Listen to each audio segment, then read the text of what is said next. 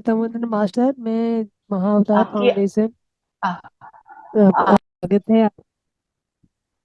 आइए, आपका मंच संभालिए। ओवर टू यू करना जी।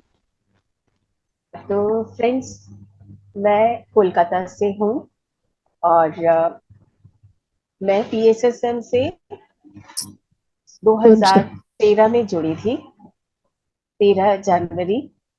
तो वहां से मेरी यात्रा शुरू हुई थी। और ये यात्रा मेरी शुरू होने का भी एक नॉर्मल जैसे हम सभी का होता है कि मैं एक ऐसे बिजनेस से जुड़ी थी जहाँ की लेडीज आती हैं, मतलब बुटीक। और हाँ, तो फिर उस समय क्या हुआ, 2012 की कहानी है, जबकि मेरा एक बहुत बड़ा एक्सीडेंट हो गया। मैं काफी दिन तक हॉस्पिटल में भी थी और फिर उसके बाद में घर में भी ट्रीटमेंट चला। तो उसकी वजह से जो मेरा मोरल सपोर्ट या फाइनेंशियल सब तरह से मैं बिखर चुकी थी। और मुझे उसमें कोई रास्ता नहीं दिख रहा था कि मैं आगे कैसे काम करूंगी, कैसे सरवाइव करूंगी। तो ये सब कुछ मेरे लाइफ में चल रहा था। और जिस दिन मैं ध्यान के साथ कनेक्ट हुई, उस दिन मैं 2-3 दिन से उन्हें याद ही कर रही थी कि उमा जी कब मतलब उनको जैसे कि वो कब से मुझे कह रही है ध्यान करो, तो मैं उनसे कांटेक्ट करूं कि क्या करूं, पता नहीं, मतलब उनका ख्याल मुझे आ रहा था। और अचानक ही उनका मेरे पास फोन आया कि करुणा जी आप कैसे हो, कहाँ हो। मैं बोली घर पे ही हूँ। तो बोली मैं आ रही हूँ, बस कुछ नहीं बोला उन्होंने, बोली मैं आ रही हूँ। वो मेरे घर पे आई और मैं कंटिन्यूअसली उससे पहले से ही रो रही थी। और मुझे रोते हुए वो देख करके बोली कि क्या बात है, आप क्यों रो रहे हो। और मैं और जोर जोर से रोने लग गई। तो फिर वो मुझे समझा करके, मतलब जो भी है, चुप कराया उन्होंने। और फिर उन्होंने कहा कि आज से हमारा एक नया सेंटर शुरू हो रहा है, वहां पर आप ध्यान करने के लिए हमारे साथ जुड़ो। वो दिन मेरा शुरू हुआ, पीएसएसएम के साथ में जुड़ी। और उसके बाद कंटिन्यू जो यात्रा है मेरी चलती रही। ध्यान सीखा, आध्यात्म की जो बातें हैं वो सीखी। और फिर उसके बाद में ध्यान प्रचार करना, लोगों को ध्यान सिखाना, मतलब उसके बाद कंटिन्यूअसली ये यात्रा बस हमारी चल रही है। हर दिन कुछ नया सीखने, एक्सपीरियंस करते हैं। और लाइफ को एक अलग तरीके से समझने का जो मौका मिला ध्यान के द्वारा, वो एक बहुत बड़ी नियामत हम बोले कि धरती पर जो हम सीखने के लिए आते हैं कि कैसे हम जिए, तो वो चीज हमें सीखने के लिए मिली। जो ध्यान के बाद का जीवन है, वो जीवन एक कंप्लीटली यू टर्न जैसा कि हम सभी महसूस करते हैं, वैसा ही मैंने भी महसूस किया। तो फ्रेंड्स, इसी तरह हमारी पीएसएसएम के साथ जो है यात्रा जुड़ी। और अब चलिए, अब हम लोग ध्यान की यात्रा में चलेंगे। ठीक है ना? रेडी है सब ध्यान करने के लिए? हाँ मैडम, तैयार। ओके। तो हम सभी जानते हैं कि आनापानासती ध्यान हम कैसे करते हैं। अपने पैरों को क्रॉस करके आप जहां भी बैठना चाहें बैठ जाएं। हाथों की उंगलियों को एक दूसरे में फंसाते हुए अपने गोदी में रखेंगे। बैक में आप सपोर्ट लेना चाहें, लें। और बस बहुत ज्यादा हमें ऐसे एकदम नहीं अपने को झुकाना है, थोड़ा रिलैक्स पोजीशन में आप बैठ जाएं। और उसके बाद आंखें बंद करें और अपने शरीर को अपनी पूरी जागरूकता के साथ ढीला छोड़ें। मैं आप लोगों को जागरूकता के साथ बोल रही हूँ, जिससे कि आप अपने शरीर के हर एक हिस्से को देख सकें और अपनी पूरी जागरूकता के साथ अपने आप को रिलैक्स कर सकें। अपना ध्यान अपने पैरों की तरफ ले जाएं, पैरों को ढीला छोड़ें।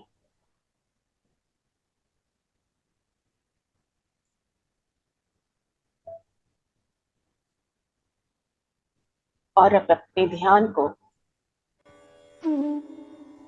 अपने पूरे बैक पर ले जाएं।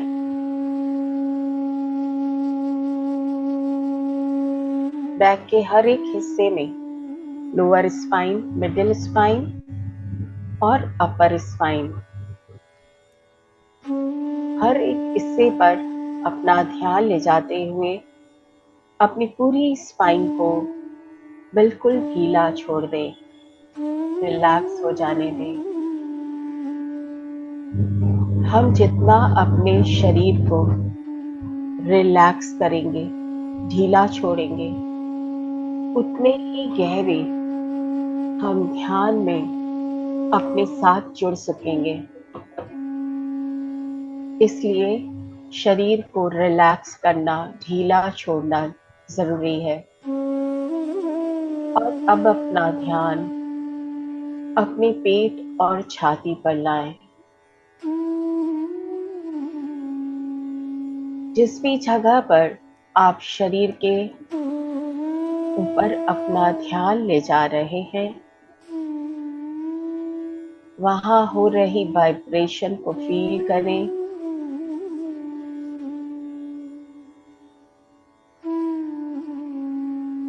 जिससे कि आप अपने शरीर के साथ जुड़ सकें।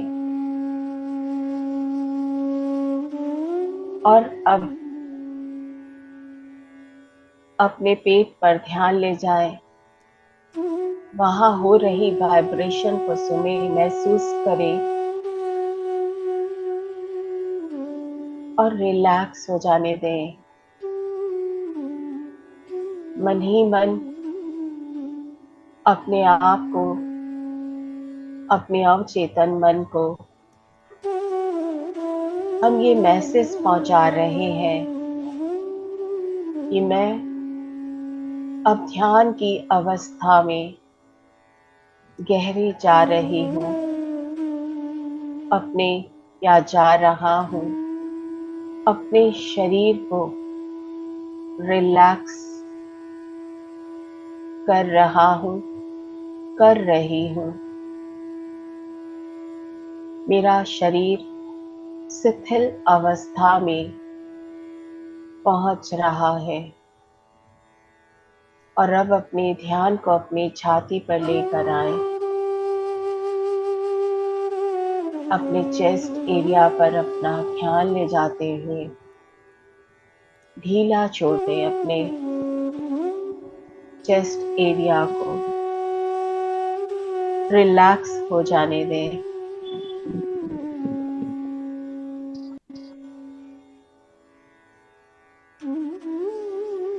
और अब अपना ध्यान अपने कंधों पर लेकर आए। आपके कंधे रिलैक्स हो रहे हैं, इसे महसूस करें। सुबह से आप जिस भी कार्यक्रम में व्यस्त थे, अपने दिन भर के कार्य का जो भी बोझ आपने अपने कंधों पर उठा रखा था, वो सारा बोझ अपने कंधों से उतार दें। हल्के हो जाने दें अपने कंधों को। अपने दोनों हाथों को ढीला छोड़ें। Relax, relax, relax. और अब अपना ध्यान अपने गले और गर्दन पर लेकर आए। अपनी गर्दन को बिल्कुल ढीला छोड़ दें। और अब अपना ध्यान अपने पूरे चेहरे पर लेकर आए। फोरहेड, आंख, नाक, कान, जॉ एरिया,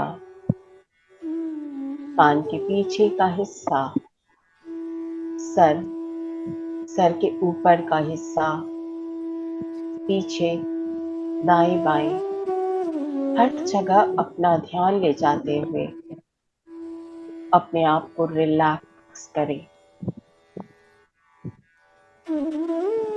शिथिल हो जाने दें अपने पूरे शरीर को। सर से लेकर पैरों तक आप पूरी तरह रिलैक्स हो चुके हैं। अब अपना पूरा ध्यान अपनी सांसों पर केंद्रित करें। आती भी श्वास और बाहर जाती भी श्वास। हर श्वास के साथ गहरे जुड़ जाएं, एक हो जाएं। हर श्वास के साथ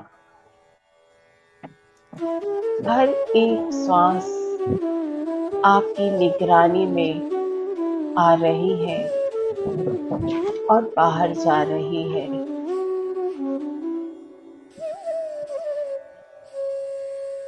आपकी हर श्वास आपको गहराई से अपने साथ जोड़ रही है।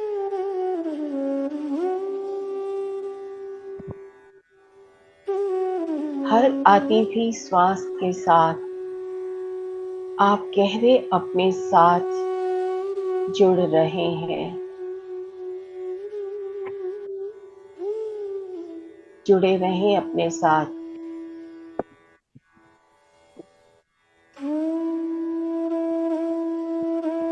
और गहरे और गहरे और गहरे अपने साथ, अपनी श्वासों के साथ एक होकर अपनी चेतना, अपनी पूर्ण आत्मा के साथ एक होकर आनंद का अनुभव करें।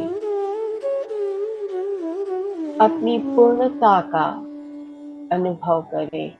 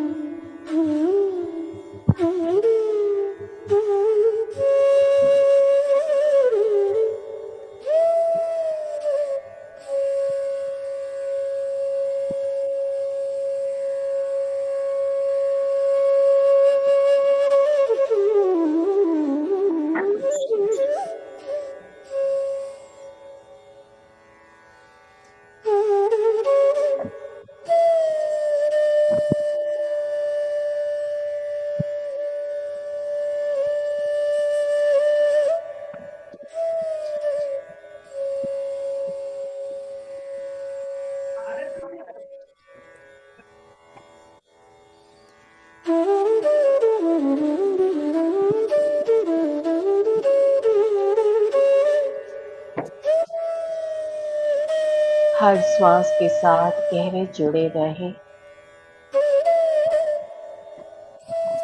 आपकी श्वासें आपके सबसे अच्छी दोस्त और गुरु हैं। ऐसा दोस्त जो हर समय, हर घड़ी, हर परिस्थिति में हमारे साथ जुड़ा है।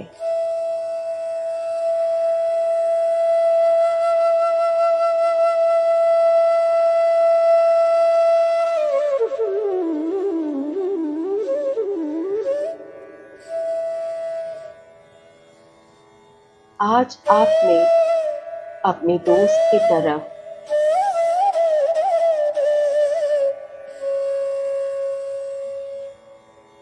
जिस गहराई से हाथ बढ़ाया है, आपको वह और गहरे अपने साथ जोड़ रहा है।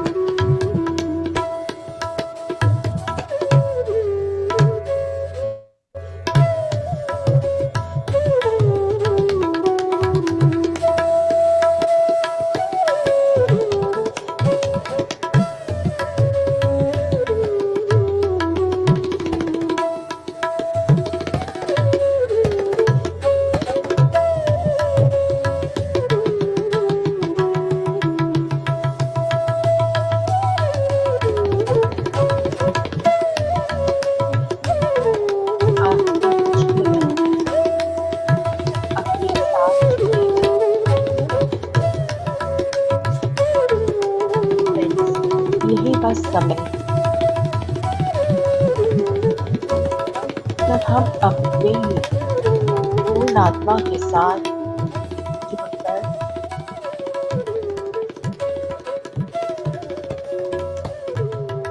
वैसी ही स्थिति में पहुंच जाते हैं जब हम पूरी तरह आनंद, प्रेम, शांति, क्षमा, दया ऐसे भाव से भर जाते हैं। कोई भी आंखें न खोले जब तक मैं न कहूं। हम सब जिस ऊर्जा के साथ दूसरे के साथ जुड़े हैं, यह ऊर्जा हम सबको वैसे ही महसूस हो रही जैसे कि एक ग्रुप सामूहिक ध्यान में हम महसूस करते हैं।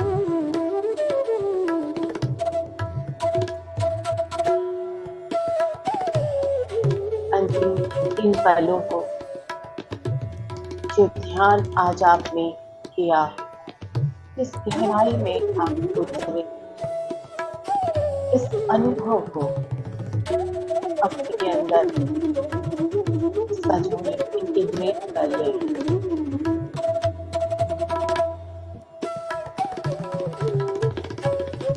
अनुभव को हम जितना गहराई से अपने अंदर सजा लेते हैं, हम उतने ही जल्दी गहराई में पहुंच सकते हैं।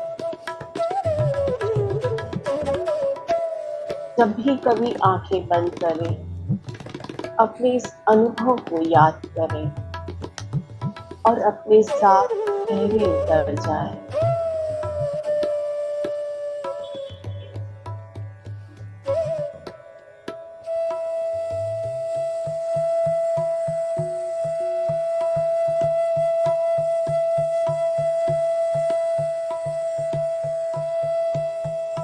ध्यान में जब भी हम अचानक आंखें खोलते हैं तो बहुत सारी ऊर्जा आंखों के रास्ते से बाहर निकल जाती है।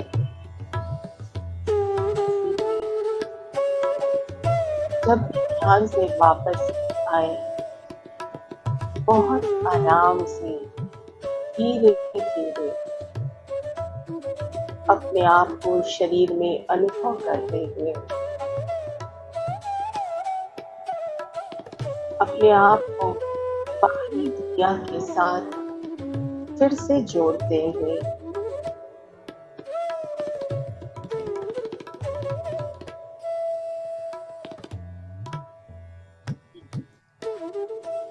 अपनी सांसों को महसूस करते रहें।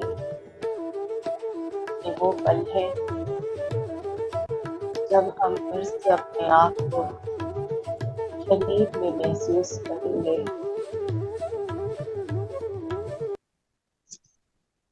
और इस वक्त आप अपनी श्वासों को बहुत आसानी से अनुभव कर रहे हैं, उसके साथ गहरे जुड़े हुए हैं। इस एक पल में अपने आप को और अधिक आभार से जोड़ें। आभार महसूस करें। अभी जिस ऊर्जा को हमने ग्रहण किया है, उसके लिए, पूरे ब्रह्मांड के लिए, पूरी प्रकृति के लिए, मदर अर्थ के लिए धन्यवाद व्यक्त करें, आभार व्यक्त करें। आभार महसूस करें अपने सभी गुरुजनों के लिए। आभार महसूस करें उस परम शक्ति के लिए जिस शक्ति से हम सब बने हैं, जिस शक्ति से ये पूरी दुनिया चल रही है, आभार महसूस करें अपने माता पिता, अपने सभी रिश्तेदारों के लिए। आभार महसूस करें जीवन में मिली सभी परिस्थितियों के लिए। आभार महसूस करें जीवन में मिली सभी सुविधाओं के लिए। आभार महसूस करें अपने शरीर के लिए, अपनी श्वासों के लिए। और अब बहुत ही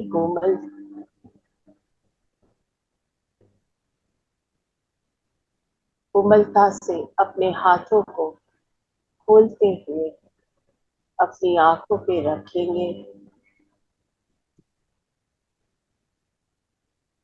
लंबी गहरी सांस लें। अपने आसपास की आवाजों के साथ अपने आप को जोड़ें। अपने दोनों हाथों अपनी आंखों पे रखें।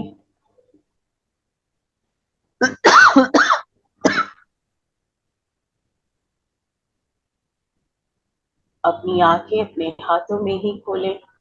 5 4 3 2 1 0। Thank you friends, thank you, thank you, thank you. Clapping करेंगे।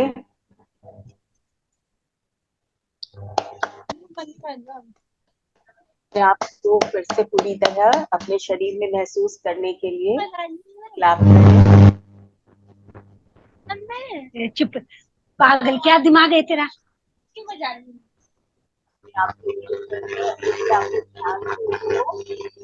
अनम्यूट म्यूट कर लीजिए मास्टर अपने आप को।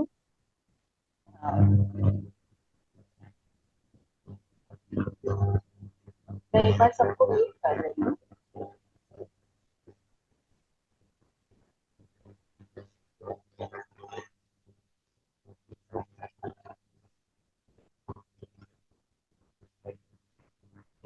ओके फ्रेंड्स, कैसा रहा ध्यान? हाँ, बहुत बढ़िया ध्यान था। Thank you so much. बहुत गहरा हुआ आज का ध्यान। और आपकी आवाज बहुत अच्छी है कि जो अंदर लेके जाती है।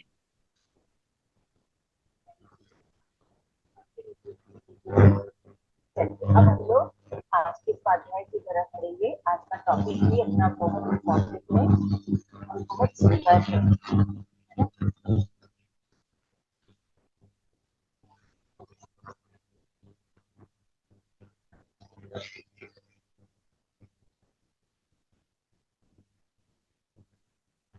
यस फ्रेंड्स, आपको तैयार होना।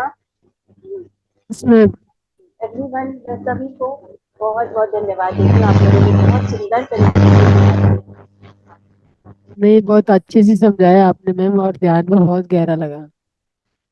मैम, आवाज आगे पीछे हो रही है, कभी क्लियर आ रही है, कभी नहीं आ रही।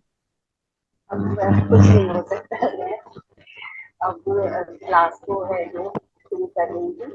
तो आज का जो हमारा टॉपिक है वो है एक महान संत, बल्कि जो महान संत हैं उनके बारे में है। और किसी ने उसकी कोई बुक पढ़ी है? डॉक्टर रंपा की बुक पढ़ी है किसी ने? मैंने कई है लिखी हुई। मैडम आवाज साफ नहीं आ रही। मैं कह रही हूँ, आप लोगों ने किसी ने इनकी बुक पढ़ी है डॉक्टर रंपा की? नहीं मैम, नहीं पढ़ी है ये बुक कभी। नहीं मैम। चलिए आज इनके बारे में हम लोग थोड़ा सा जानेंगे। ओके।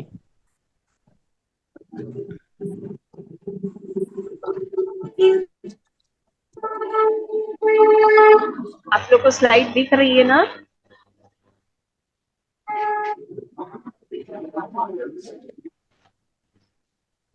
मैम आवाज बहुत पीछे से आता है, कोई जगह से आवाज इतना आता है कि बीच में डिस्टर्ब हो जाता है।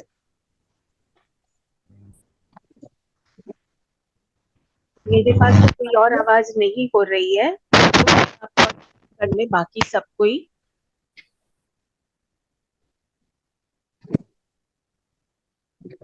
अभी मेरी आवाज ठीक है ना?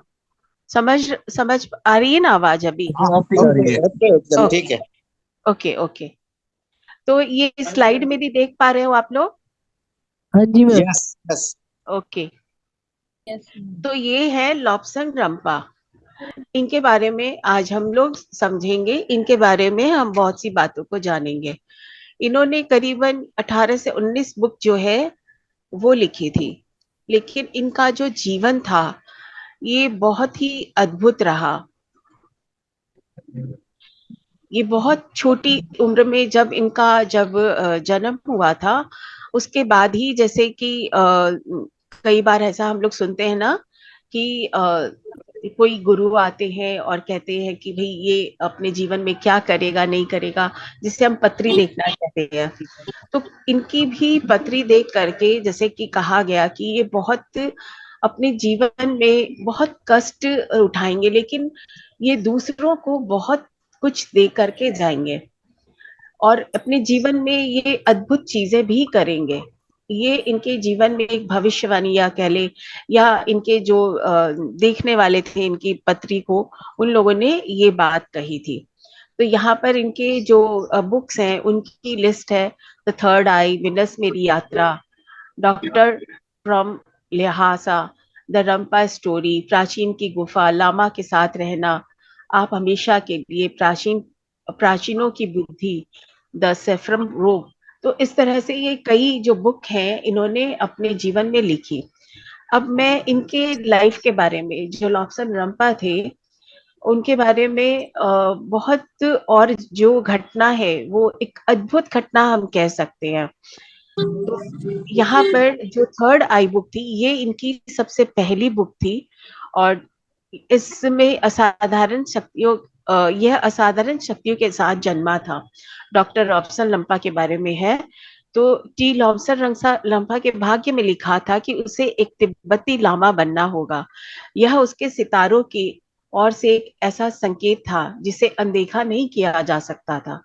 जब वह अपने संपन्न परिवार को छोड़कर लामा मठ में दाखिल हुआ तो उसका मन बहुत दुखी था। उसकी आंखों के सामने जीवन में मिलने वाली कठिन आध्यात्मिक प्रशिक्षण व शारीरिक श्रम का आभास भरा हुआ था। यह है तिब्बती चिकित्सा मंदिर चकपोरी के भीतर उसके जागृत होने की एक खूबसूरत और गहरी प्रेरक यात्रा, एक ऐसी कहानी है। तो ये थर्ड आई में उनके ऑटोबायोग्राफी या उनके बारे में उन्होंने खुद, जो उनकी लाइफ के बारे में उन्होंने लिखा था। और ये जो बुक है, जो बगल में ही देख रहे हो, लिविंग विद द लामा, इस बुक के बारे में उन्होंने लिखा है कि उनको एक बिल्ली ने इसमें उनको बताया कि क्या लिखना है, क्या उसका एक्सपीरियंस रहा, बिल्ली ने जो ज्ञान दिया उस ज्ञान के द्वारा उन्होंने इस बुक को लिखा है। रामा ने दावा किया कि 1964 में, और ये थर्ड आई है, ये 56 में लिखी गई थी, और लिविंग विद द लामा जो है ये 64 में लिखी गई। इसके अंदर में उसे बिल्ली ने लिखवाया, इस बात को उन्होंने स्पष्ट कहा था। अब मैं आपकी इनकी स्टोरी के बारे में बताती हूँ। जैसा कि अभी हम लोगों ने पढ़ा कि थर्ड आई में वो 7 साल की उम्र में वो मठ में आ गए थे। तो बहुत छोटी उम्र में ही उन्हें मठ में आना पड़ा। वो उम्र ऐसी होती है जबकि बच्चे खेलते होते हैं, तो इनको भी क्या था, पतंग से खेलने का शौक था, और उस समय पे ध्यान करना, अपने जीवन को अलग तरीके से देखना, ये इनको बिल्कुल भी रास नहीं आ रहा था। लेकिन चूंकि इनको अपने जीवन में बहुत कार्य करना था, इसलिए 7 साल की उम्र में ही इन्हें लामा मठ में, यहाँ पर चिकपोड़ी जो भी मैंने आप लोग को बताया, वहां पर इन्हें भेज दिया गया। और 8 साल की उम्र में, जो कि थर्ड आई बुक में लिखा गया है, और मैं वो एक्सप्लेन नहीं करूंगी कि इनके थर्ड आई को किस तरह से ओपन किया गया, बिकॉज वो थोड़ा तरीका ऐसा है कि मैं ओपनली इस चैनल पे नहीं बोल सकती हूँ, या नहीं बोलना चाहिए, बिकॉज कोई अगर उस तरह की कोई प्रयास करे तो वो गलत हो सकता है। तो जो भी हो, इनके थर्ड आई को प्रेशराइज करके ओपन किया गया, क्योंकि जैसा मैंने आप लोग को बोला कि उन्हें अपने जीवन में बहुत से कार्य करने थे, और 17 साल की उम्र में इन्हें लामा की उपाधि दे दी गई। और साथ ही इन्होंने जो चिकित्सा के ज्ञान है, मतलब मेडिसिन के ऊपर इन्होंने और नॉलेज को ग्रहण किया। अपनी पढ़ाई के साथ साथ इन्होंने ये सब भी ग्रहण किया, प्लस अपने जीवन में जो इन्हें करना था आध्यात्मिक ज्ञान, उसे भी इन्होंने बहुत जल्दी जल्दी सब ग्रहण किया। तो ये इनके जीवन का बहुत ही रहस्यमय चीज रही, या इनकी सब बुक्स है जो कि रहस्यमय कहा गया। तो क्या हुआ कि उस समय पे लड़ाई चल रही थी, और वो युद्ध के अंदर में ये मैंने लोगों की सेवा करते हुए इधर उधर जा रहे थे। हर एक कैंप में जाकर लोगों की वो सेवा करते थे, और वहां पर चीन और जो जापान है, वहां पर जो बंदी बनाए जाते थे उनकी वो सेवा करते थे। लेकिन बाद में वो ही अपने ऊपर उनके ऊपर भी लोगों ने विश्वास नहीं किया, जैसा कि होता है युद्ध के समय पे अविश्वास उन पर किया गया, उन्हें सताया भी गया। तो लेकिन इस दौरान में वो बहुत आहत भी हुए, बहुत उन्हें तकलीफ भी हुई। और इनका जो नाम था, मैं वो बताना आप लोग को भूल गई कि टी लॉमसम रंपा था। तो टी इनके नाम को इसलिए कहा गया कि वहां पर जो तिब्बत में है, जो बच्चे का जिस दिन बर्थ होता है, वो उसका नाम का फर्स्ट लेटर होता है। तो इनका ट्यूसडे को जन्म हुआ था, इसलिए ट्यूसडे लॉक्सम रंपा इनका नाम रखा गया था। और इनके जो फादर थे, वो इनके फादर एक पदाधिकारी थे राज्य व्यवस्था में, अच्छे पद पर थे। लेकिन चूंकि इनका पूरा जीवन मठ में ही बीता, तिब्बत के मठ में ही बीतने के वजह से वो हमेशा एक अलग ही दुनिया के उसमें रहते थे। अलग ही ज्ञान इनके पास, मतलब जो ये अपने ज्ञान के साथ चलते थे। लेकिन जैसे मैंने आप लोग को बताया कि बहुत छोटी उम्र में ही जब ये युद्ध में, जब युद्ध चल रहा था चीन और जापान में, तब उन्हें मतलब वापस से जब ये अपने लामा मठ में पहुंचे तो बहुत ज्यादा आहत थे युद्ध के। वहां पर मैंने कहा कि इनको बंदी भी बनाया गया, इन्हें कष्ट भी दिए गए, और उसके वजह से ये बहुत आहत अवस्था में वापस इंडिया होते हुए वो बहुत मुश्किल से वापस वो तिब्बत पहुंचे। तो उनकी जो अवस्था थी, वो शारीरिक अवस्था बहुत खराब हो चुकी थी, जीवन इनका खत्म होने के कगार पे था। तब इनके जो गुरु हैं, इन लोगों ने डिसाइड किया कि इनके शरीर को किसी और के शरीर, आत्मा को किसी और के शरीर में दे करके इनको जीवित रखा जा सकता है, इनकी आत्मा को। तो एक प्रोसेस शुरू हुआ। उस प्रोसेस के लिए सबसे पहले इनको एक ऐसा व्यक्ति चाहिए था जो कि अपनी इच्छा से अपने शरीर को दे सके। और ये जो इनकी खोज थी वो खत्म हुई सिरिल हेनरी हॉस्किन के माध्यम से। और 8 अप्रैल 1910, तो ये इस समय पे ब्रिटेन में रहते थे, ये तो उनकी डेथ का समय। तो ये साइरिल हेनरी हॉस्किन जो है, ये ब्रिटेन के नागरिक थे। और सोचिए कहाँ जाकर के उसको उनको खोजा गया। और ये उस समय पर जो युद्ध चल रहा था उसकी वजह से ये बहुत कष्ट में थे। इन्हें ये पैसे से वैसे प्लम्बर थे, और फोटोग्राफी का भी इन्हें शौक था। लेकिन चूंकि युद्ध चलने की वजह से इनके पास काम नहीं था, पैसे नहीं थे अपने जीवन में। आपको म्यूट रखें। अपने जीवन से ये बहुत दुखी थे, तो ये खुद जीना नहीं चाहते थे। तो जब एक दिन क्या हुआ कि ये फोटोग्राफी कर रहे थे, और ऊपर पेड़ पे चढ़े हुए थे, और वहां से ये गिर गए। और जब ये गिर गए तो ये अज्ञात मैंने इनको मैंने बेहोश हो गए।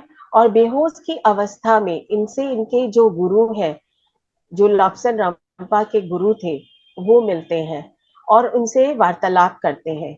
उनसे कहते हैं कि एक्चुअली लॉब्सन रामपा ये थे और जो सेरिल हेनरी हॉस्किन है वो ये थे, राइट। तो वो कहते हैं कि आपके शरीर की जरूरत है इनको, और आप जो है वो जिंदा नहीं रहना चाहते हो। तो ये सुमित्रा जी, आप अपने आप को म्यूट रखें। तो जो हेनरी है वो मान जाते हैं कि ठीक है, मैं अपना शरीर जो है, मैं अपनी आत्मा को छोड़ दूंगा क्योंकि मैं जिंदा नहीं रहना चाहता हूँ, मैं जीवन से बहुत दुखी हो गया हूँ और एक अच्छे कार्य के लिए एक लामा जो है वो उनके इस माने अच्छे काम के लिए मैं अपना शरीर देने के लिए तैयार हूँ। इस तरह से ये एग्रीमेंट तैयार हुआ और फिर एक दिन निश्चित किया गया और इन दोनों की आत्माओं को, शरीर के को जो है वो छोड़ा गया और आत्माओं को बदला गया। तो यहाँ पर जो हॉस्किन थे, उनके शरीर में टी लॉम्सन रामपा की आत्मा जो है वो उस दिन प्रवेश होती है और इसमें मदद करने के लिए और 3 लामा जो है वो भी उसको हेल्प करते हैं। तो इस तरह से एक अद्भुत तरीके से एक जीवन को, जो कि हमारे लिए स्वीकार करना, अगर हम आज सोल या ट्रांसमिशन नहीं जानते होते तो आज हमारे लिए स्वीकार करना इस तरह की अवस्था में, एक नॉर्मल तरीके में किसी भी इंसान को इस तरह से देखना और स्वीकार करना साधारण मनुष्य के लिए संभव नहीं है। ऐसा ही हेनरी हॉस्किन के साथ हुआ। उन्हें लोगों ने स्वीकार नहीं किया कि लॉम्सन रंपा उनके शरीर में है, उनकी आत्मा वो सब कुछ कर रही है, क्योंकि हेनरी जो है वो कभी भी तिब्बत नहीं गए थे, तिब्बत की भाषा नहीं जानते थे, लेकिन वो उन बातों को बोलते थे, करते थे जो कि मतलब किसी के लिए एक्सेप्ट करना और अस्वीकार करना दोनों ही मुश्किल था। लेकिन साधारण रूप में लोग कभी इसे स्वीकार नहीं कर पाते हैं। लेकिन क्या हुआ, हेनरी ने अपना नाम भी परिवर्तित करके टी लॉम्सन रंपा ही रख लिया और इनकी वाइफ जो थी उन्हें सत्य का ज्ञात था और वो अपने पति को लॉम्सन रंपा के रूप में ही देखती थी। और दूसरी बात, लोगों ने जितना भी इनके अगेंस्ट में गए, बोला या इनका प्रोटेस्ट किया, इन्होंने कभी भी, हेनरी ने उसके लिए प्रोटेस्ट नहीं किया, उसके लिए वो अपने आप को स्टैंड नहीं लिया। मे बी उनका हो सकता है कि भाई मैं जो चीज सिद्ध नहीं कर सकता या जो भी मतलब उनका रहा होगा रवैया, उन्होंने अपना टाइम नहीं वेस्ट किया इसके ऊपर। तो ये इनके साथ की कहानी इस तरह से रही कि वो अपने ट्रांसमिशन में चेंज होकर के टी लॉब्सन रंपा जो है, हेनरी ट्रांसफर होकर के टी लॉब्सन रंपा में परिवर्तित हुए। अब चलिए हम दूसरे कहानी के दूसरे हिस्से पर आते हैं।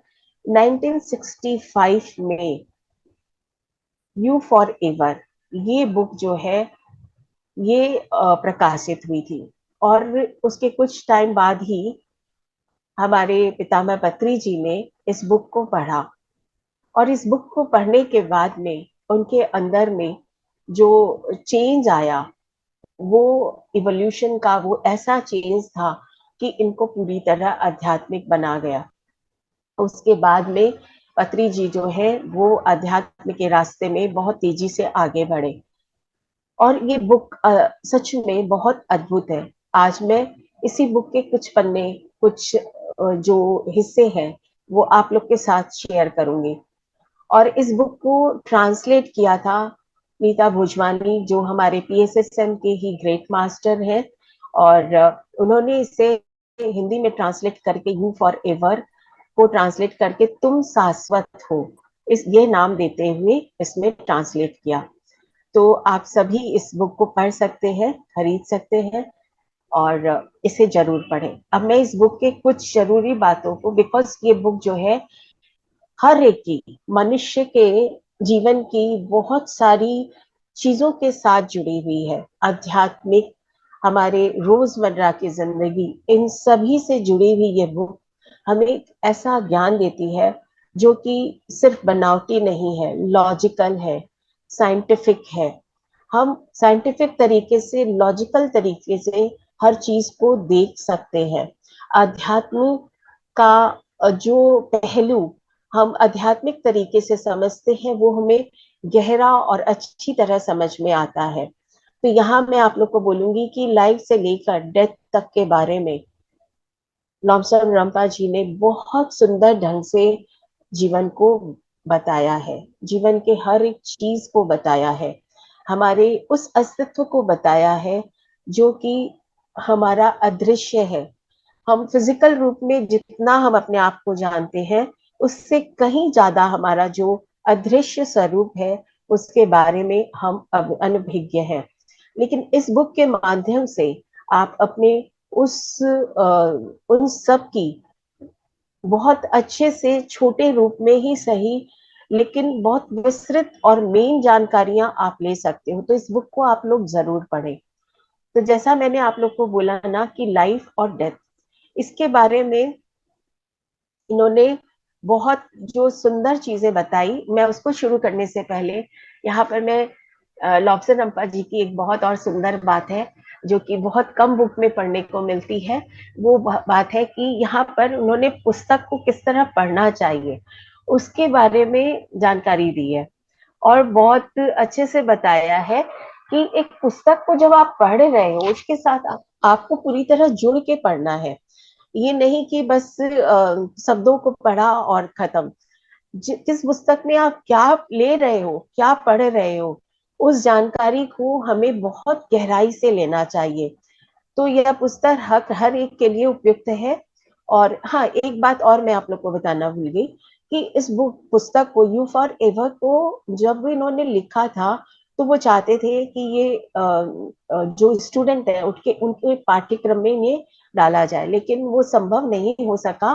तो इन्होंने इसको पुस्तक के का रूप देते हुए एक पुस्तक बना डाली। तो इसलिए ये हर एक के लिए उपयुक्त है। और हम सभी भी चाहते हैं कि अध्यात्म की ये सारी बातें स्टूडेंट के जीवन में बहुत पहले से ही आ जानी चाहिए। हम जीवन में बहुत का सारा सब कुछ इधर उधर जब घूमते घामते जब अध्यात्म तक पहुंचते हैं तो बहुत सारा हमारा समय चल जाता है। तो ये सोचिए लॉमसन रंपा ने भी किस तरह से उस समय सोचा और निर्देश महत्व पुस्तक पढ़ने का एवं कैसे और क्यों पढ़े तो यहाँ बताया गया है। और पुस्तक पढ़ने का महत्व उसके बारे में आप जान सकते हो। याद करने का प्रयास या न करें। हम किसी भी शब्दों को उसके अर्थ को अगर समझ जाए तो हमें याद करने की जरूरत नहीं पड़ती है। याद करना हमारे उस अर्थ को भी और हमें भी अंधा बना देता है। तो याद करने की कोशिश नहीं करें। जब हमें कोई चीज याद करने के लिए जरूरत होती है वो अलग बात है, लेकिन पुस्तक के अर्थ को अगर हम समझेंगे तो हमें याद करना भी आसान हो सकता है। लेकिन शब्दों को समझना बहुत जरूरी है। ज्ञान का भंडार कर रहे हो तो आपको मांस शरीर में के बंधनों से मुक्त कर सकता है। जब हमें हमारे अंदर ये आध्यात्मिक ज्ञान या इस पुस्तक का ज्ञान जब हमारे पास पहुंचता है तो हम अपने आप को इस सिर्फ शरीर के इस छोटे से स्वरूप से ऊपर सोचने लग सकते हैं। तो जब इस तरह की बुक पढ़ें तो इस तरह से हमें जरूर से लेना चाहिए। ज्ञान के द्वारा हम सक्षम बनते हैं कि किस उद्देश्य के साथ यह मानव शरीर धरती पर आता है। हम हमारे लाइफ का इस पर्पस क्या है उसे हम समझ पाते हैं। बुक हमें हमारे लाइफ के पर्पस को बताती है, समझाने की कोशिश करती है। वो आंखें देती है कि हम अपने लाइफ को के पर्पस को देख सके। जैसा मनुष्य सोचता है वैसा ही वह होता है, कॉन्शियसनेस। इसीलिए नए ज्ञान को लेने के लिए तैयार रहना चाहिए। कल्पना करें कि यह ज्ञान आप में प्रभावित हो रहा है।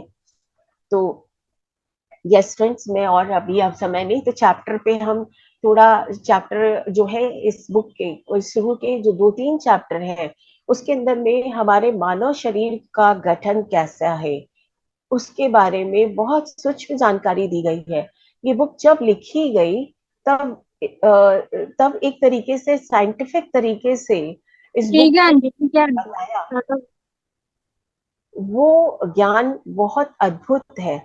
तो यहाँ पर जहाँ जीवन के बारे में, जैसे कि हम जानते हैं कि हमारे जीवन की उत्पत्ति है वो 5 तत्वों से बनी है। 5 तत्व हमारे फायर, पृथ्वी, जल, फिर हवा, फिर अग्नि और फिर आकाश। ये 5 तत्वों से हमारा ये शरीर बना है।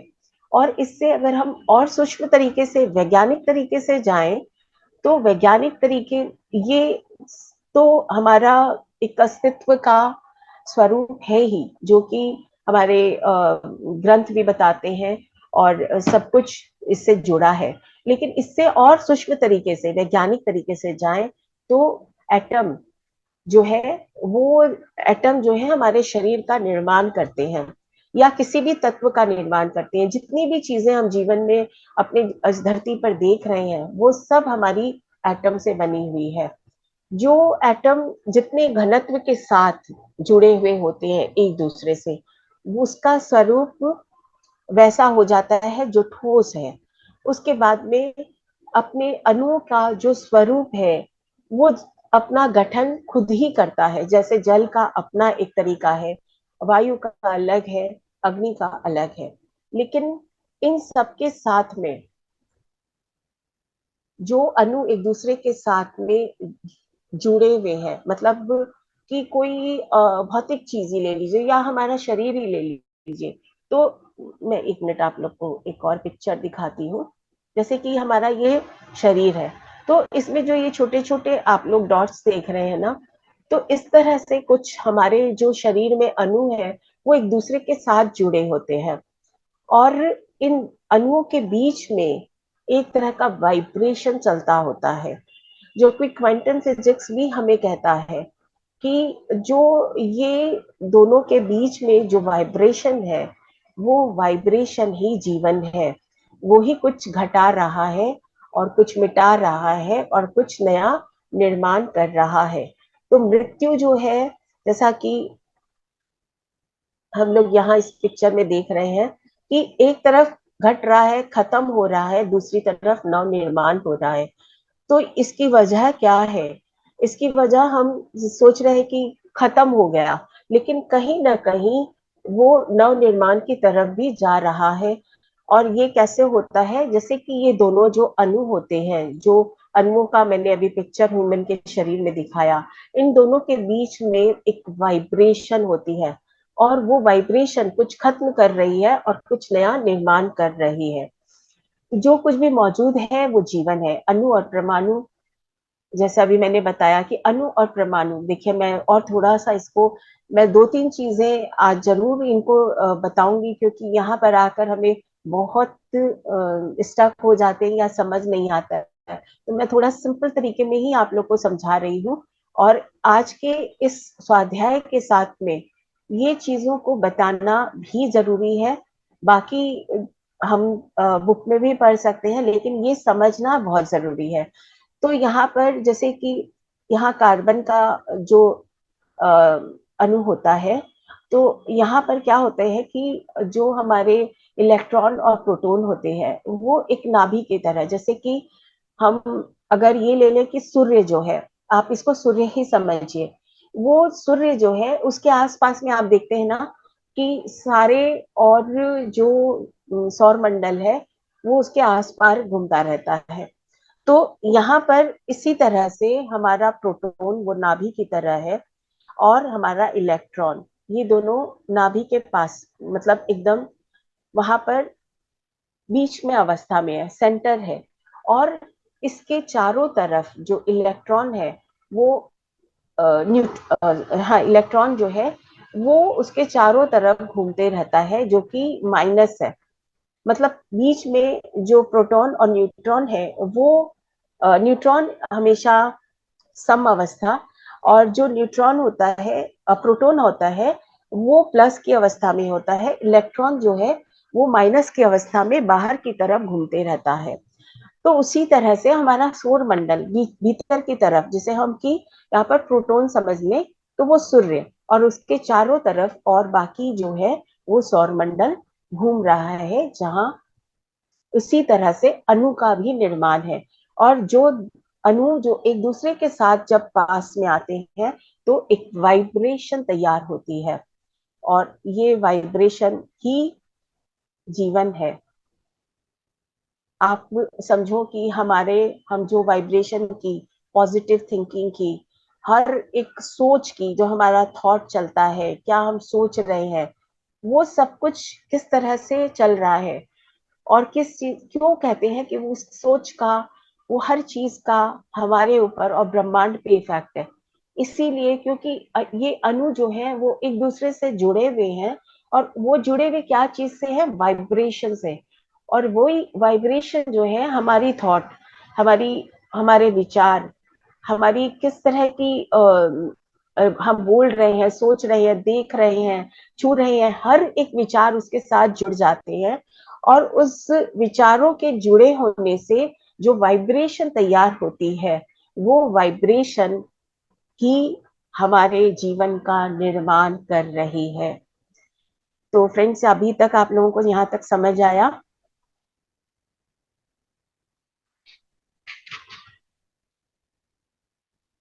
हम जो कि सभी चीजें ही, रसायन जो है हमारे शरीर में भी है, बहुत सारे रसायन जो है, उसके साथ में जो जल तत्व, जो हम कहते हैं 75-70% हमारे शरीर में वाटर कंपोनेंट्स है, मतलब कि वो रक्त हो या हमारा अ, मतलब हमारे शरीर के विभिन्न पार्ट हो, तो हमारा जो जल का स्तर है वो बहुत ज्यादा मात्रा में होता है, और वो ऊर्जा तैयार करता है। एक ऐसी ऊर्जा जिससे कि हम अपना सब कार्य करते हैं, है ना। और ये ऊर्जा, जैसे कि यहाँ पर हम समझ सकते हैं कि एक बैटरी है, उसके साथ में एक बल्ब को अगर हम जोड़ दें, तो बल्ब के अंदर जो लाइट है वो कैसे आती है, वो आती है उस बैटरी के अंदर जो रसायन होते हैं। बैटरी का 60% हिस्सा जो है वो जिंक है, मैग्नीज है, पोटेशियम है, और एक तरल पदार्थ भी होता है। क्या इसके अंदर में कोई लाइट है जो कि इस बल्ब को जला रही है? नहीं। लेकिन ये जो तरल पदार्थ और ये सारे जो केमिकल्स हैं वो मिल करके ऊर्जा का तैयार करते हैं, जिससे कि एक बल्ब जलता है। उसी तरीके से हमारे शरीर में भी जो केमिकल्स होते हैं, जो वाटर है, वो ऊर्जा को तैयार कर रहे हैं। हमारा ब्रेन ऊर्जा तैयार कर रहा है, हमारा हार्ट ऊर्जा तैयार कर रहा है। हर जगह पर ये फैक्ट्री हमारी बनी हुई है, और इससे जो ऊर्जा हमें मिलती है वो ऊर्जा ही हमारे मानव मस्तिष्क ऊर्जा तैयार करता है। तो इस तरह से हर कार्य को हम कर पाते हैं। अब फ्रेंड्स, यहाँ पर जो समझने की बात है, जो कि बहुत हम सुनते आ रहे हैं कि हमें पॉजिटिव रहना चाहिए, निगेटिव नहीं रहना चाहिए। तो पॉजिटिव रहने से क्या है कि हमारे, यही अगर आप वैज्ञानिक तौर से समझें, तो एग्जैक्टली जो मैंने अभी आप लोग को समझाया, वही चीज जब हम पॉजिटिव रहते हैं, तो जो हमारे बॉडी में जो केमिकल्स तैयार होते हैं, देखिए क्या मतलब इसका रिलेशन है। जब हम खुश रहते हैं, अच्छी ऊर्जा में रहते हैं, तो जो केमिकल हमारे बॉडी में तैयार होते हैं, वो पानी के साथ, वही वाटर के साथ मिल करके हमें, हमारी वाइब्रेशन को हाई करते हैं, और यूनिवर्स के साथ हमें उसी तरह से जोड़ देते हैं, और उसी तरह की वाइब्रेशन हम चारों तरफ फैलाते हैं और अट्रैक्ट भी करते हैं, राइट। लेकिन जैसे ही हमारे अंदर किसी भी तरह की नेगेटिविटी आती है, हमारे अंदर वैसी तरह के केमिकल्स तैयार होते हैं, और उसी तरह की ऊर्जा में हम चले जाते हैं, उसी वाइब्रेशन में हम वाइब्रेट करने लगते हैं। तो जैसे देखिए, ये अपवर्ड स्पाइरल है और यहाँ पर डाउनवर्ड स्पाइरल है। तो यहाँ पर देखिए, जो अपवर्ड स्पाइरल है, जब हमारे अंदर में अच्छे केमिकल्स रिलीज हो रहे हैं, वो है कि हम कंटेनमेंट, मतलब जो मिला है मैं उसमें खुश हूँ, ऐसी भावना में हम रहेंगे, तो एक जो संतुष्टि वाली जो भावना है, वो हमारे अंदर एक ऐसे केमिकल्स को तैयार करेगी, जिससे कि हम अपनी वाइब्रेशन को हाई रख सके। बिलीव, जब हम विश्वास रखते हैं। अब जैसे कि ये वो पुस्तक ही है, तो इसको भी लोगों ने स्वीकार नहीं किया, जबकि कितनी इंपॉर्टेंट, कितनी अच्छी बातें इस बुक में बताई है। मैं ये जो सारी बातें आप लोग को बता रही हूँ इस बुक के अंदर, मैंने इसीलिए इस बुक को चुना है कि इसमें इन बातों के साथ हम जुड़ करके बहुत कुछ हम जान सकते हैं, जो कि अभी तक हम हो सकता है कि बिलीफ की तरह सुन लिया और मान लिया, लेकिन यहाँ पर साइंटिफिकली समझकर हम अपने ऊपर वैसे ही कार्य कर सकते हैं। तो बिलीव है, होपफुलनेस है, ऑप्टिमिज्म, आशावादी रहना, है ना, कि मेरे जीवन में जो होगा अच्छा होगा, या ऑलवेज पॉजिटिव, जो हो रहा है वो अच्छा हो रहा है, जो हो रहा है उसका पर्पस है, और इसीलिए ही मेरे साथ हो रहा है। जब हम इस तरह की मेंटेलिटी में रहेंगे तो हमारे अंदर एक पॉजिटिव ऊर्जा तैयार होगी। पैशन है, लव है, जॉय है, फ्रीडम है, एम्पावरमेंट, ये इस तरह की हमारी भावनाएं हमारे अंदर रहेगी, तो वो पॉजिटिव एनर्जी हमारे अपवर्ड की तरफ हमें वाइब्रेट करेगी। हम यूनिवर्स के साथ बहुत आसानी से कनेक्ट हो जाएंगे, और जीवन में हम जो चाहते हैं उसे आसानी से हम पा भी सकते हैं, बिकॉज यूनिवर्स के साथ हम कनेक्टेड हैं। हमें चाहने की जरूरत ही नहीं पड़ेगी, हमें ऑटोमेटिकली मिलना शुरू हो जाएगा। और जब हम नेगेटिव वाइब्रेशन में आ जाते हैं तो यूनिवर्स के साथ से हम सिकुड़ने लग जाते हैं, अपने अंदर संकुचित होने लग जाते हैं, हमारी वाइब्रेशन जो है वो डाउन होने लग जाती है। अब ये सब क्या है हमारे, जो हम यहाँ पर समझ सकते हैं कि फ्रस्ट्रेशन, फिर हमारे इम्पेशंस होना, वरी करना, रेज, जेलेसी, फिर रिसेंटमेंट है, पावरलेसनेस, मैं कुछ करने लायक नहीं हूँ, विक्टिम कॉन्शियसनेस में रहना, ये सब हमारी ऊर्जा को संकुचित कर देते हैं, हमारी वाइब्रेशन को संकुचित कर देते हैं, और फिर हम यूनिवर्स के साथ कनेक्ट नहीं हो पाते। और फिर क्या होता है, जीवन में वही चीजें हमारे घटित होने लग जाती है। तो फ्रेंड्स, इसलिए अपनी ऊर्जा को सही रखने के लिए, बिकॉज ये साइंटिफिक है, हम माने या नहीं माने, लेकिन हमारे साथ हो रहा है, और अगर हम इसे कॉन्शियसली अब अगर समझ गए हैं तो अपने आप को जितना चेंज कर लेंगे, हम अपनी वाइब्रेशन को चेंज कर सकेंगे। Right friends? तो यहाँ पर जो चीजें हैं, देखिए, हम यूनिवर्स के साथ कनेक्ट होने का मतलब क्या है, हमारा हायर सेल्फ। तो धरती पर जब हम आते हैं अपने एक अंश स्वरूप के साथ आते हैं, हमारा हायर सेल्फ जो है, या हम कहें कि हमारी नाभि या हमारा सन जो है, वो हमारा हायर सेल्फ वो धरती पर नहीं होता। हम अपने अंश रूप के साथ धरती पर आते हैं, और उसके साथ हम कैसे जुड़े होते हैं, एक सिल्वर कॉर्ड के तरह उसके साथ हम जुड़े होते हैं। और ये सिल्वर कॉर्ड भी हमारे इन्हीं अणुओं का वो एक गुच्छा होता है, और जो दिखाई नहीं देता। जो मैंने आप लोग को बोला ना कि जो तत्व हमारे साथ जुड़े हैं, उनकी एक अलाइनमेंट की या उनके तैयार होने की अपनी एक तरीका है, और उस तरीके में जो सिल्वर कॉर्ड भी है वो भी अणुओं का पुंज है, और वो हमें दिखाई नहीं देता। और अगर हम प्रैक्टिस करें तो हम देख भी सकते हैं, इस बुक के अंदर में उसे देखने का भी तरीका बताया गया है। तो ये सिल्वर कॉर्ड जो हमारा ही जो हायर सेल्फ है, उसके साथ हमेशा हमें जोड़े रखता है। हम धरती पर, कल भी मेरा ही सेशन है, तो उसमें भी एक कुछ बातें हैं कि जब हम धरती पर आते हैं तो धरती पर हम जब इस सिल्वर कॉर्ड के द्वारा अपने हायर सेल्फ से जुड़े रहते हैं, तो जो हम धरती पर सीख रहे होते हैं वो हमारा हायर सेल्फ भी सीख रहा होता है। लेकिन जो हमें अगर मैसेज चाहिए और अगर हमारा हायर सेल्फ देता है, तो उसे भी हम अपने इस सिल्वर कॉर्ड के द्वारा ही अनुभव करते हैं। तो फ्रेंड्स, यहाँ पर जैसे विचार होंगे वैसे ही फ्रीक्वेंसी के स्तर को बताते हैं, इसलिए अपने विचारों को अच्छा रखें। और सिल्वर कॉर्ड जो है वो अपने इन्हीं विचारों के साथ वाइब्रेट होता है, इस फ्रीक्वेंसी के साथ वाइब्रेट होता है। और जैसे मैंने बोला ना कि अगर हम अपने विचारों को हाई रखेंगे या अपनी फ्रीक्वेंसी को हाई रखेंगे, तो अपनी हायर सेल्फ के साथ हम कनेक्टेड रहते हैं ज्यादा अच्छे से। ओके, तो मानव शरीर में भी धातु और जल तत्व ऊर्जा का निर्माण कर रहे हैं, साथ ही मानव शरीर अपने सिल्वर कॉर्ड के द्वारा अपने सोर्स से भी जुड़ा है और मैसेज देता और लेता रहता है। यह सिल्वर कॉर्ड अणुओं का ही पुंज या ग्रुप है। जो फ्रीक्वेंसी की विभिन्न रेंज पर घूमता रहता है। अभी क्लियर हुआ? जो मैंने पीछे वाला आप लोगों को पिक्चर दिखाया था, उसमें विभिन्न फ्रीक्वेंसी मतलब अलग अलग फ्रीक्वेंसी में जैसे हमारे विचार होते हैं, उसके साथ ये सिल्वर कॉर्ड जो है जुड़ा रहता है। लोअर हो जाएगा, अप हो जाएगा। यहाँ तक आप लोग को क्लियर? ये बुक में अभी और 1 घंटा भी लूँ ना तो मतलब मुश्किल ही है। तो मैं थोड़ा सा और जो मुख्य बातें हैं उनको मैं समझा देती हूँ।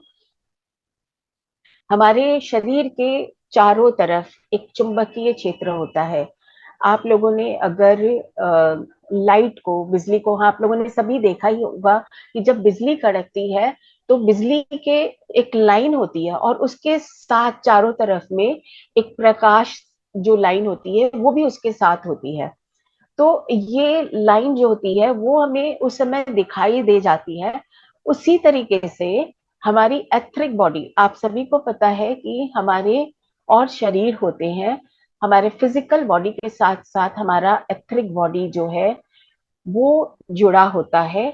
और ये एग्जैक्टली वैसा ही है कि जैसे हमारा एक चुंबकीय क्षेत्र, जैसे कि मैंने आप लोग को बताया कि जो तार है उसके चारों तरफ उसी के हिसाब से ही आप देखोगे कि एक लाइन सी आपको दिखाई देगी। जब भी बिजली कड़के तो आप लोग देखना, या फिर आप किसी तार के भी पिक्चर में देख सकते हो जो एकदम ओपन तार होते हैं, बहुत हाई वोल्ट वाले, तो उसके चारों तरफ भी एक चुंबकीय क्षेत्र होता है। और इसको और भी तरीके से हम समझ सकते हैं कि जब हमारा मानव शरीर चुंबकीय तार के साथ जुड़ता है तो वो उसे खींच लेता है, क्योंकि वो उसके अंदर में हाई वोल्टेज होता है और वो हमारे शरीर को खींच सकता है, जो हाई वोल्टेज वाले तार होते हैं।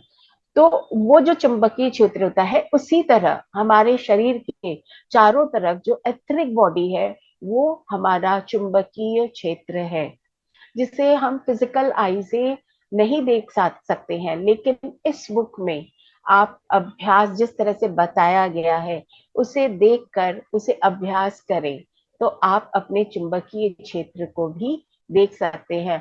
बहुत ही सुपर्ब बुक है, आप लोग जरूर पढ़ें और इसमें दिए गए जो अभ्यास है उसे प्रैक्टिस करें, जिससे कि आप अपने उस स्वरूप को जान सके जो कि मन शक्तियों से भरा हुआ है।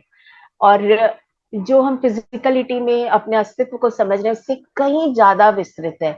तो एथरिक बॉडी के बारे में हम जान गए। इसके बाद में जो बॉडी हमारी आती है वो है हमारी एस्ट्रल बॉडी। और एथरिक बॉडी के पास में एक चीज और जो है, वो जो ये चुंबकीय क्षेत्र बनता है एथरिक बॉडी से, वो एक प्रकाश बाहर तक डालता है। और ये प्रकाश हमारे शरीर का एकदम सेम ऐसा वाला हिस्सा नहीं होता कि इसके साथ बिल्कुल ऐसा ही निर्माण कर रहा होता है।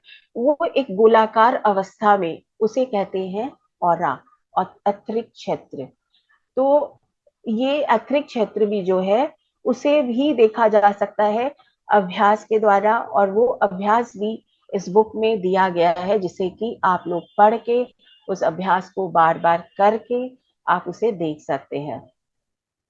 और मृत्यु के बाद हमारे एथरिक बॉडी को छोड़ना पड़ता है, ये जरूरी है, तभी हमारी डेथ होती है पूरी तरह और हम अपने एस्ट्रल बॉडी में आगे जा पाते हैं। और यहाँ पर कुछ चीजें बताई गई है कि हमारे डेथ जो होती है वो भी बहुत अलग अलग, जो हमारे बॉडी के हिस्से हैं उनके डेथ अलग अलग टाइम पर जैसे होती है। और इसमें सबसे अंत में जाकर के हमारे ब्रेन की डेथ होती है, जब ब्रेन हमारा इवन कुछ समय तक कार्य करता रहता है। और यहाँ पर एक बहुत स्टोरी भी है जो हिस्टोरिकल है, आप लोग गूगल में भी सर्च कर सकते हो कि एक बार किसी को गलत बात के लिए उसकी जान, मैंने उसको गला काटा गया था, देशद्रोही का उसे बोला गया था, लेकिन एक्चुअल में वो नहीं था। लेकिन तो क्या हुआ कि जब उसकी डेथ हुई, मतलब उसको गला काटा गया, तो मतलब जल्लाद ने कहा कि चलो एक देशद्रोही का अंत हुआ। लोग चिल्ला रहे थे, उस समय पे सबके सामने में फांसी दी जाती थी।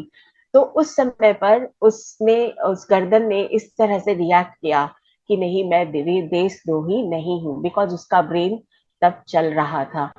तो ये जो है डेथ के बाद तक भी हमारे जो है हमारी अलग अलग अंगों की डेथ जो है वो अलग अलग टाइम पर होती है। और विभिन्न हमारे जो ऑरा है उनके कलर होते हैं, उस कलर से भी हम मनुष्य को के स्वभाव को, उसकी वाइब्रेशन को समझ सकते हैं।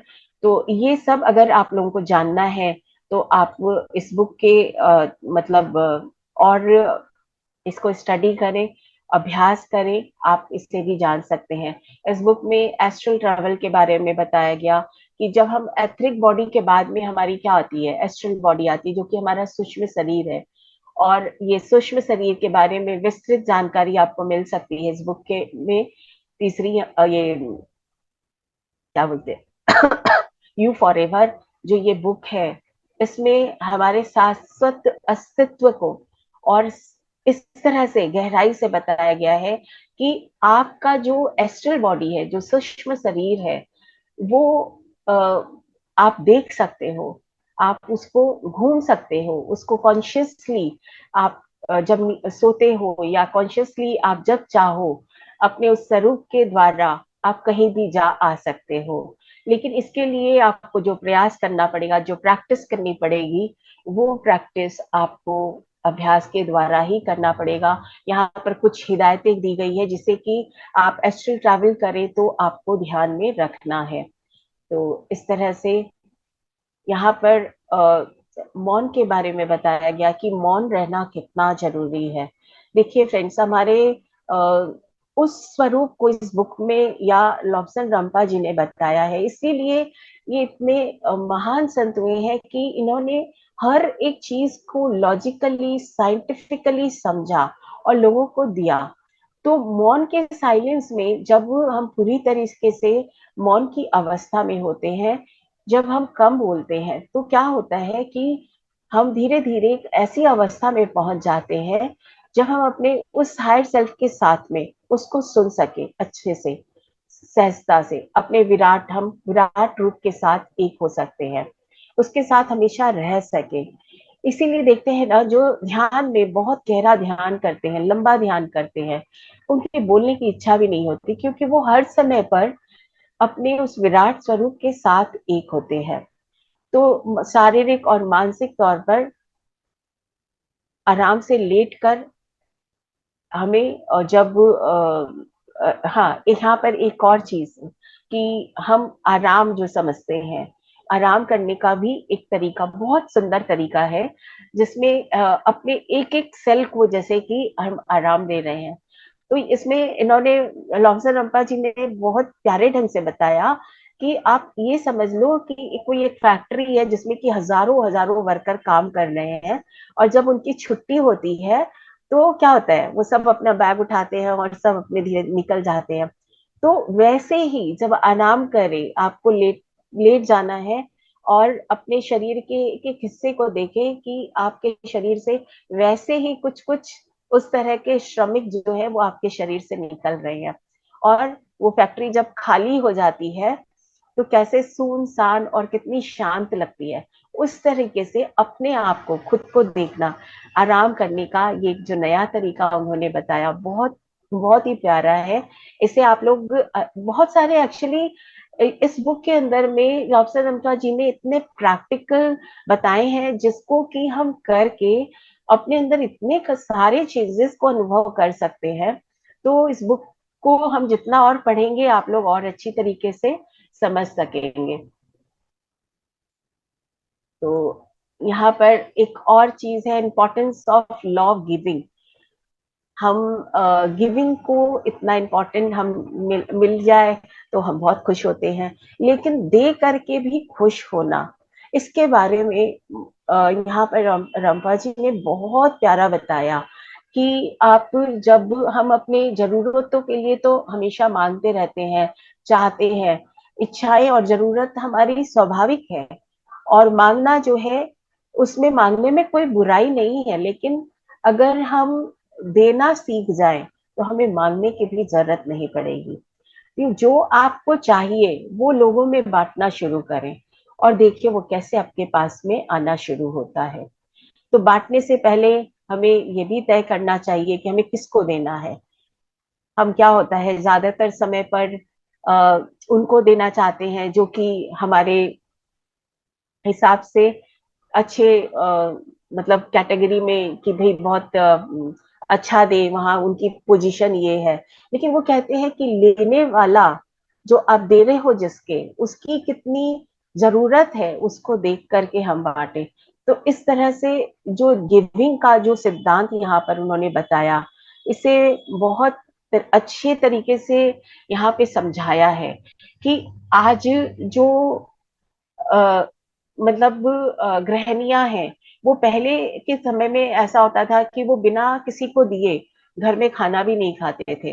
और मतलब कोई बिच्छू मिल जाता तो उन्हें पहले देते थे और फिर ही खाना खाते थे और उनके घर में कभी कमी नहीं पड़ती थी। तो आज हम कुछ भी सोचे लेकिन सच्चाई यही है कि कुछ संस्कार भी हमारे जो है वो हमें बहुत अच्छी बातें समझाते हैं और इसे साइंटिफिकली रंपा जी ने बताया है।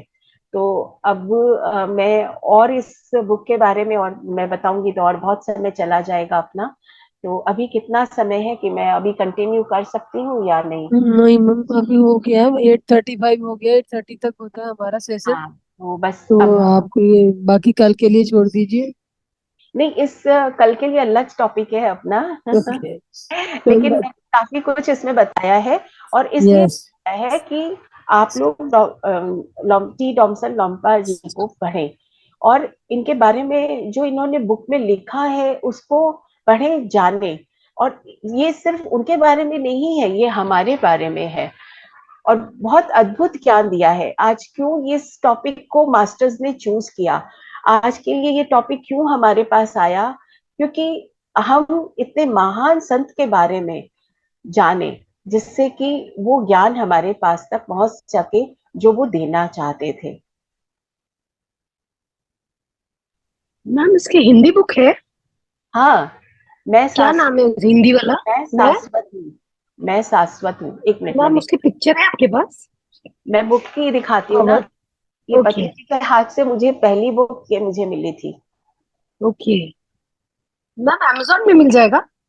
हाँ हाँ, अमेजन पे मिल जाएगा। थैंक मैं ग्रुप में इसका लिंक जो होगा ना वो मैं शेयर कर दूंगी और इस बुक को मंगा करके आप लोग सबको ही जरूर पढ़ें। इनकी और भी बुक है जो कि बहुत फेमस है और थर्ड आई है वो भी बहुत फेमस है, उसे भी आप लोग पढ़ सकते हैं। लिविंग विद द मॉन्क है वो भी बहुत अच्छी है। तो इन्हें हिंदी पढ़े एडिशन क्योंकि मिल सकती है मैम? कोई कुछ कह ये रहे थे। हिंदी देखिए, एडिशन? हाँ, ये हिंदी है, तुम शाश्वत हो। जी जी। तो कहाँ मिलेगी ये बुक्स, कहाँ मिली थी? मैं लिंक शेयर कर दूंगी, आप लोग वहां ओके। से मंगा सकते हो। कल के लिंक देख लिए थे सभी ने? हाँ शेयर, कल लिंक शेयर किए थे बुक के जो सातों शरीरों के बारे में, तो मैम ने वो देखा था सभी लोगों ने? सुमित्रा जी, मुझे कोई आवाज आपकी नहीं समझ में आती, आप लोग कोई मास्टर उनका ट्रांसलेट कर दो। वो क्या कह रहे हैं आप लोग ट्रांसलेट कर दो। मैम कल के बारे में बोल रहे हैं मैम कि कल एक बात थी कि कल उसको एक जो कल कल का अध्याय था ना जिसके बारे में पढ़ाया गया, उसकी बुक की लिंक उन्होंने भेजी थी, तो वो पूछ रहे कि मिल गई क्या? आपने देखी थी क्या सबने? Okay okay.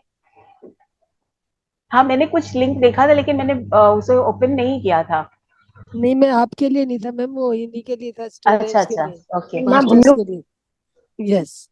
ठीक है। चलिए, यस। तो फिर फ्रेंड्स हम लोग कल फिर मिलेंगे। ओके मैम, आज के लिए विदा करते हैं, लेते हैं। तो मास्टर सभी को बहुत बहुत धन्यवाद। आज आज बस हो रही है, बिताएंगे और कल फिर 7 o'clock मिलते हैं। तो सबकी साथ थैंक जो यू मैम। जो कि ध्यान करने में, तो हम चाहते हैं कि आपको सुन किया। हाँ, thank you okay, friends, thank you. Thank thank you so you. Much ma'am. Thank you. Thank you.